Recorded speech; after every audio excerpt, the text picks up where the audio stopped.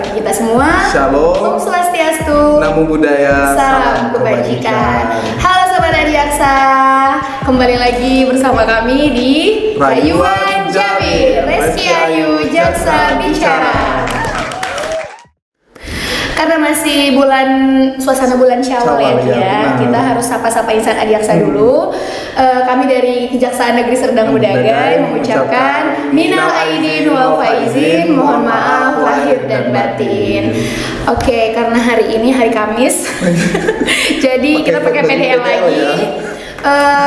Semoga insan Adiaksa tidak ada yang bosan ya, karena mungkin ini yang hadir di sini tuh kita berdua aja, dua hutasuhut yang selalu dijumpai ya. Kenapa hari ini nggak membosankan, Ki? Karena bintang tamu kita nih. Bintang tamunya siapa? Ada Kepala Seksi Tindak Pidana Umum yang didampingi dengan Kasubsi Pra Penuntutan. Oke, iya, selamat datang Pak Kasipidum dan Bang Kasubsi Pratut ya. Oke. Sehat Pak? Puji Tuhan sehat. Alhamdulillah. Hari ini ceria Pak, Kamis. Ceria, sangat ceria. Semangat ya Pak. Iya, makanya tadi saya bilang tidak membosankan. Pak Kasipidum. Oke Pak, insan Adiaksa mungkin belum tahu nih Kasipidum gimana dari mana. Jadi perkenalan dulu Pak, izin Bapak silakan. Terima kasih. Assalamualaikum warahmatullahi wabarakatuh. Shalom, salam sejahtera bagi kita semua. Saya perkenalkan diri saya dulu. Nama saya Dedi Saragi SHMH. Jabatan saya di sini selaku Kepala Seksi Tindak Pidana Umum. Saya jelaskan langsung nih ya ke belakang. Sebelumnya saya jelasin jabatan aja dulu. Sebelumnya sudah pernah menjabat selaku Kepala Seksi Tindak Pidana Khusus di Kejaksaan Negeri Labuan Batu Selatan, dan kemudian pernah menjadi Kepala Seksi PB3R atau Barang Bukti di Kejaksaan Negeri Musi Banyuasin, Sumatera Selatan. Kemudian menjadi Kasih Intelijen di Kejaksaan Negeri Tanjung Balai Asahan. Di situ jumpa nih sama salah satu host nih, Rizky. Udah kenal dong berarti. Dan kemudian pada hari ini di sini jumpa kita selaku Kepala Seksi Tindak Pidana Umum. Hari ini didampingi siapa Bapak? Oh iya, saya lupa memperkenalkan. Hari ini saya didampingi oleh Kasubsi Pratut andalan kami di Kejaksaan Negeri Serdang Mudagai, Bapak Haryandi. Nanti dia memperkenalkan diri sendiri deh, ya kan? Karena udah besar dia. Silakan Bang Andi. Selamat siang, salam sejahtera buat kita semua. Terima kasih atas waktu dan kesempatannya untuk host Duo Tasuhut. Perkenalkan, saya Haryandi Syurbi, saya Kasubsi Pra Penuntutan. Saya efektif di sini bertugas bulan Januari tahun ini, tahun 2024. Sebelumnya saya bertugas di Kejaksaan Negeri Minahasa Selatan di Sulawesi Utara. Jabatan saya sebelumnya itu Kasubsi Penyidikan di bidang tindak pidana khusus. Jadi sebelum di Minahasa Selatan saya calon jaksanya di Kejari Teluk Dalam di Nia Selatan. Jadi saya udah kurang lebih 2 pulau saya tempat kerja saya sebelumnya. Jadi itu aja perkenalan singkat dari saya. Terima kasih. Oke, terima kasih Bang Andi. Berarti kurang lebih kalau Bang Andi masih 4 bulan ya. Kalau Pak Kasipidum sendiri udah berapa lama Pak di Serge? Di Serge ini saya di bulan Agustus tahun 2022 ya. Ya udah cukup lama juga di sini. Hampir setahun ya Pak. Oh, hampir setahun. Masih Pak, masih hampir. Lebih setahun. Udah 2024 ya. Oh iya. Sudah hampir 2 tahun ya Pak. Penuh penekanan ya. Oke Pak. Berarti Bapak udah intel, udah pitsus, udah juga sekarang di Pidum. Pasti kesan-kesannya beda ya Pak tiap bidang ya. Beda. Punya tantangan tersendiri masing-masing lah. Punya kesulitan, punya keunikan, punya kebahagiaan masing-masing. Kan nggak membosankan kan? Jadi hari ini Pak, mungkin insan Adiaksa tuh masih belum paham nih. Sebenarnya Pidum ini arahnya kemana Pak? Tupoksinya lah secara general atau secara singkat dari kacamata hukum Bapak gimana? Kita ini kan dari bidang seksi tindak pidana umum ya, di Kejaksaan ini mungkin ada, kita sama-sama tahu ada Pitsus, ada Pidum, Intel. Nah, berkesempatan saya ini kan kasih pidum nih. Nah, kalau tadi host bertanya sebenarnya apa sih tupoksinya dari seksi tindak pidana umum. Nah, kalau dari seksi tindak pidana umum itu sendiri, kami ini melakukan pengendalian nih terhadap perkara tindak pidana umum dari bidang dari pratut, dari tut, dari eksekusi, termasuk juga seperti melaksanakan penetapan atau putusan pengadilan, kemudian menjadi pengawas terhadap pelepasan ataupun pidana bersyarat dan lain sebagainya, kira-kira itu. Berarti ini sebenarnya penanganan perkara yang berhubungan dengan halayak umum gitu, secara ringkasnya kan, karena kan yang berhubungan sama masyarakat ya Pak. Betul. Pidum ini memang sangat bersentuhan ya dengan masyarakat. Dalam arti kata memang seperti tindak-tindak pidana yang sama-sama kita ketahui yang sering terjadi di masyarakat, contohnya seperti pencurian, terus narkotika, kemudian penganiayaan dan lain sebagainya lah dalam KUHP. Jadi kalau di Serge sendiri Pak, gimana Pak? Apa kira-kira kasus yang paling banyak yang selalu ada, yang mungkin kalau karena selalu ada kan berarti ini penanganannya harus maksimal atau pencegahannya harus maksimal gitu. Kira-kira apa Pak? Baik, kalau di Serge ini karena memang dari segi geografis kita ini banyak tanaman sawit ya. Jadi paling banyak di sini perkara itu pencurian kelapa sawit. Selain itu juga di khususnya itu ada di narkotika. Itu termasuk besar yang dua ini sehari-hari lah kita kerjakan tuh, pencurian, narkotika. Itu jadi dua perkara ini yang sangat menonjol di Kejaksaan Negeri Serdang. Yang selalu ada gitu lah ya Pak. Tapi kan sebenarnya kalau pidum itu kan berhubungan sama yang paling dekat hubungannya dengan kepolisian, karena penyidik di pidum kan Pak, kemudian ke pengadilan dan lapas untuk tahanannya. Jadi sebenarnya skemanya Pak, dan maksudnya Pak Kasubsi Pratut ya, Bang Andi kan mungkin gimana sebenarnya Pak skemanya secara ringkas aja, mungkin bisa Bapak sharing. Boleh. Sekalian edukasi juga biar tahu apa tupoksi pidum lebih dalam. Nah, kalau hubungan antara penyidik, hakim dan kemudian lapas, ke penyidik ini kan terutama dari di sini ada dua penyidik nih dari kita nih, dari Polres Tebing, sebagian Polres Tebing dan juga Polres Serdang Bedagai. Jadi ada beberapa bagian dari Polres Tebing itu yang masuk ke wilayah kita Serdang Bedagai. Nah, kemudian kita punya pengadilan sini namanya Pengadilan Negeri Serampah, dan kemudian lapas kita ada di posisinya di Tebing Tinggi. Nah, untuk hubungan sendiri sejauh ini hubungan antara penyidik dari kepolisian baik di Polres Serdang Bedagai maupun Tebing Tinggi itu cukup baik. Begitu juga dengan yang di pengadilan. Selama ini tidak ada permasalahan ataupun yang hambatan-hambatan yang berarti yang kita temui, karena memang kita dahulukan, kita sertai dengan koordinasi terlebih dahulu sehingga kemudian permasalahan-permasalahan itu bisa kita selesaikan dengan baik.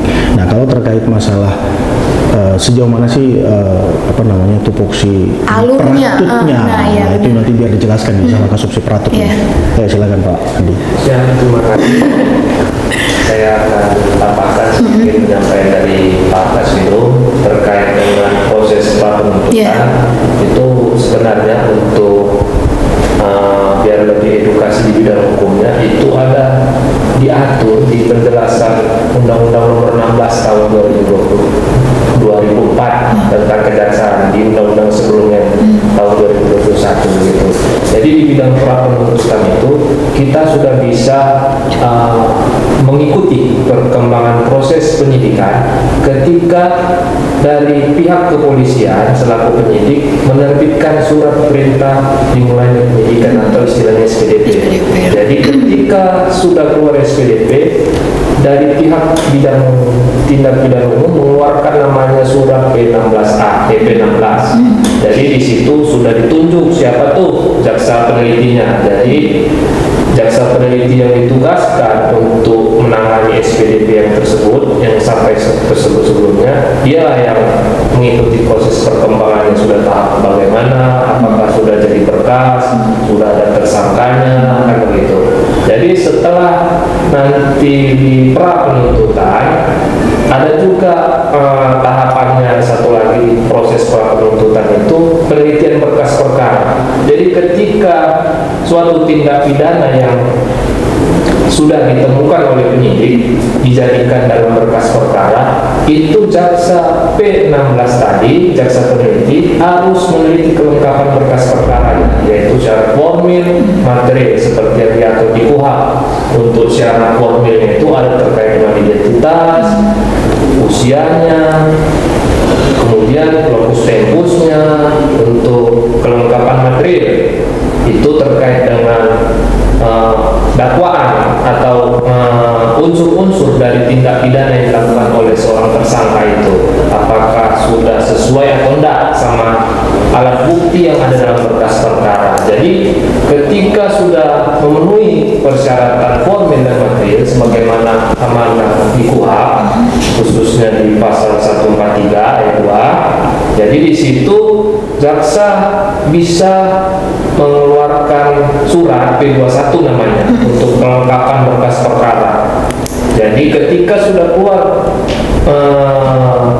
kelengkapan berkas perkara itu, berkasnya sudah lengkap, itulah saya sampaikan, berkas sudah lengkap, berkas sudah layak untuk dilimpah ke pengadilan, baru dilimpah ke pengadilan. Jadi tahapan itu sebelum proses berkas perkara itu dilimpah ke pengadilan, itulah tahap pra penuntutan tadi. Yang jadi menjadi ini ya, menjadi ruangnya Pak Kasubsi Pratut gitu. Itulah skupnya untuk pra penuntutan. Nanti ada lagi kasubsi penuntutan gitu ya Pak, karena kalau penuntutan itu ke persidangan ya Pak. Gitu. Jadi tadi kalau kata Bang Andi, SPDP itu dulu terbit dari polisi yang mengirimkan ke kita ya Pak selaku penyidik. Itu karena dasarnya sebenarnya kan laporan polisi ya Pak. Karena adanya laporan. Jadi sebenarnya kadang banyak Pak halayak masyarakat umum itu kurang mengetahui kalau dia menjadi korban. Sebenarnya apa sih yang harus saya lakukan? Kadang kan seperti itu Pak. Kenapa ada kejaksaan, ada kepolisian, kemana saya mengadu? Kadang gitu Pak. Berarti di sini kan udah terang nih. Jadi harusnya mengadu dulu ke polisi, terbit dulu laporan polisi, baru seperti yang dijelaskan Bang Andi tadi gitu ya Pak. Memang cukup panjang ya. Memang kalau pidana umum agak banyak, panjang gitu. Kalau untuk penuntutan sendiri tadi ada kasubsinya juga ya Betul, Pak? ada kasubsinya sendiri. Jadi kalau sekarang Pak, karena kan tingkat tadi yang Bapak bilang pencurian sama narkotika yang paling marak ya Pak di wilayah Sergei ini. Kalau untuk penanganannya Pak, pencegahannya itu sebenarnya udah dilakukan belum sih Pak? Kalau terkait pencegahannya, karena setahu saya di bidang intelijen juga itu biasanya ada seperti program jaksa masuk sekolah, sosialisasi dan edukasi terhadap masyarakat terkait masalah hukuman ataupun pelanggaran-pelanggaran itu selalu disosialisasikan. Kadang-kadang ada kebiasaan atau ada tindakan yang merupakan suatu kebiasaan yang dianggap lumrah, padahal sebenarnya itu bertentangan dengan peraturan perundang-undangan.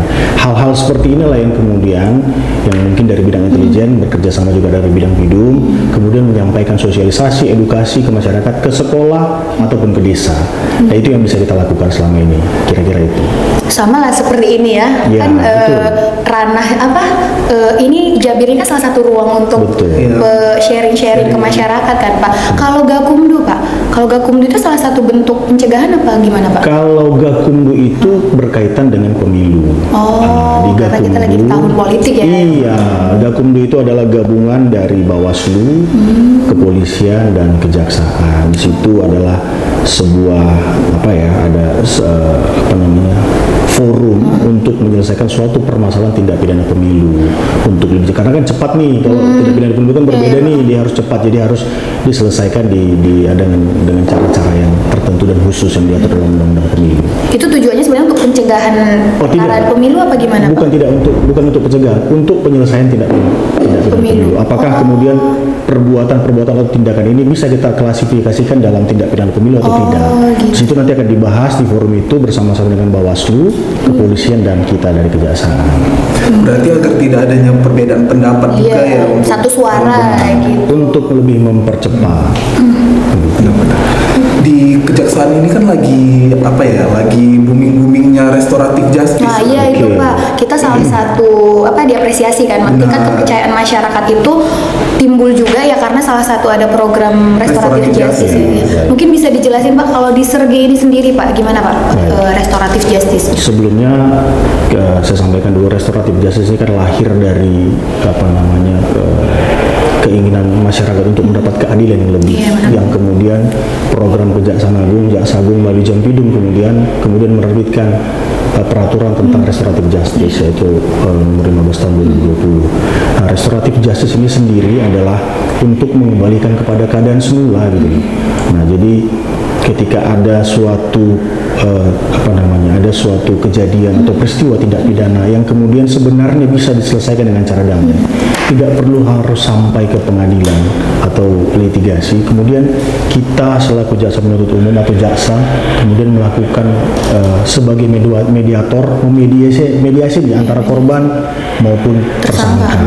Kalau memang kalau dalam mediasi itu nanti disepakati untuk berdamai, kemudian kita selesaikan ini dengan menerbitkan SKP 2. Nah, kalau kemudian tadi hostnya bertanya di Kejaksaan Negeri Serdang Bedagai sendiri apakah restoratif justice itu berjalan? Tentu berjalan. Di tahun lalu, tahun 2023, kita menyelesaikan ada sebanyak 5 restoratif justice terkait masalah perkara pencurian maupun penggelapan.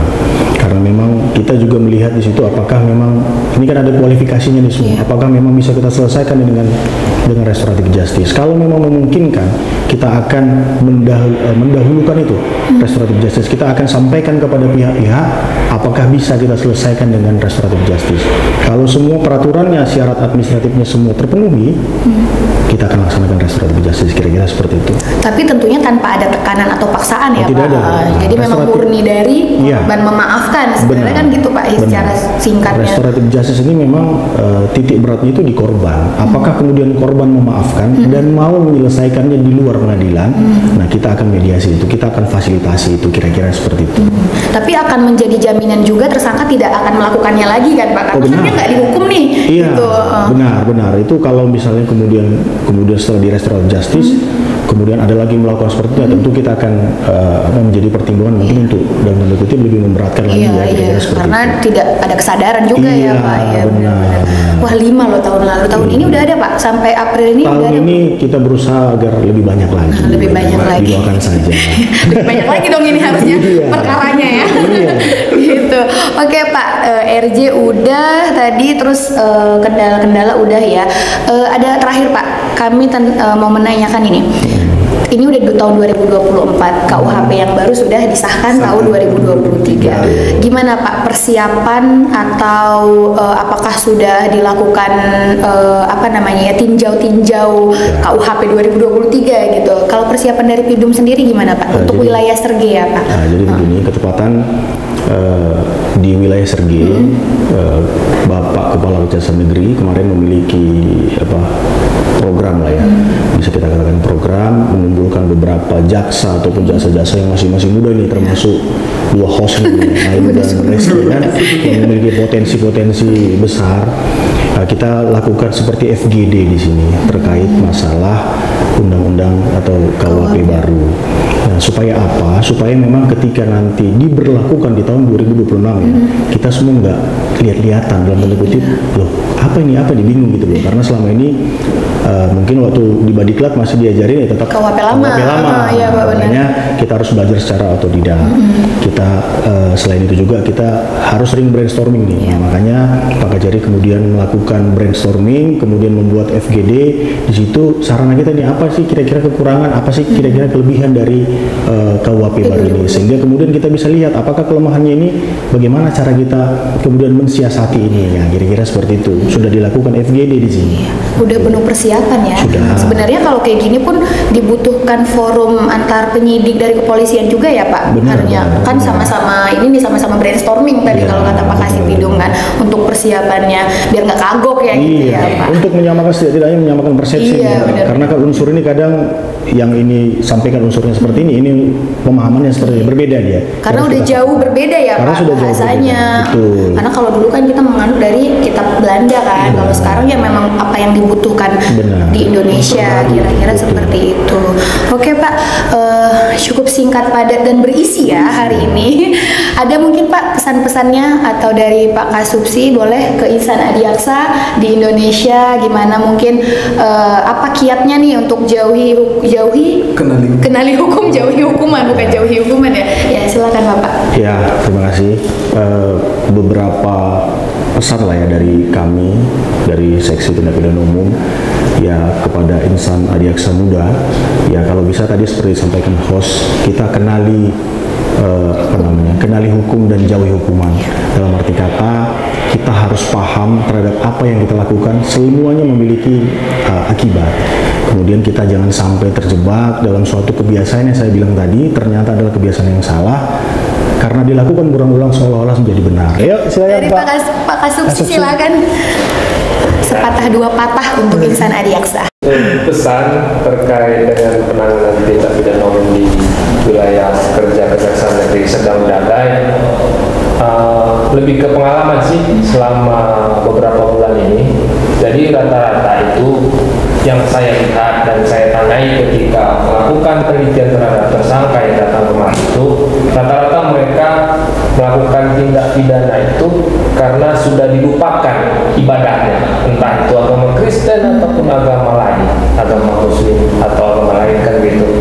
Jadi rata-rata ketika saya tanya kapan kamu terakhir ibadah, udah setahun yang lalu Pak, 2 tahun yang lalu, begitu rata-rata. Jadi intinya dengar tadi pesan dari Pak Kasvinum sama jangan tinggalkan ibadahnya, itu aja. Ya, sesuai agama yang dianut masing-masing gitu ya. Mantap kali. Kita kasih tepuk tangan dulu dong untuk dua bintang tamu kita. Oke Pak, mungkin cukup sekian Pak sharing is caring kita hari ini. Mohon maaf kalau dari kami ada yang salah. Terima kasih Pak sudah meluangkan waktunya. Ya, semoga bisa ketemu lagi di meja ini. Siapa tahu ada part 2-nya. Boleh. Kalau Pak Kasih masih di sini. Oke, Sobat Insan Adiaksa, mungkin cukup sekian podcast kita hari ini. Kalau kalian ada pertanyaan, kritik maupun saran, silakan tinggalkan di kolom komentar. Dan jangan lupa apa? Diberi like. Iya, diberi like. Share juga Ke semua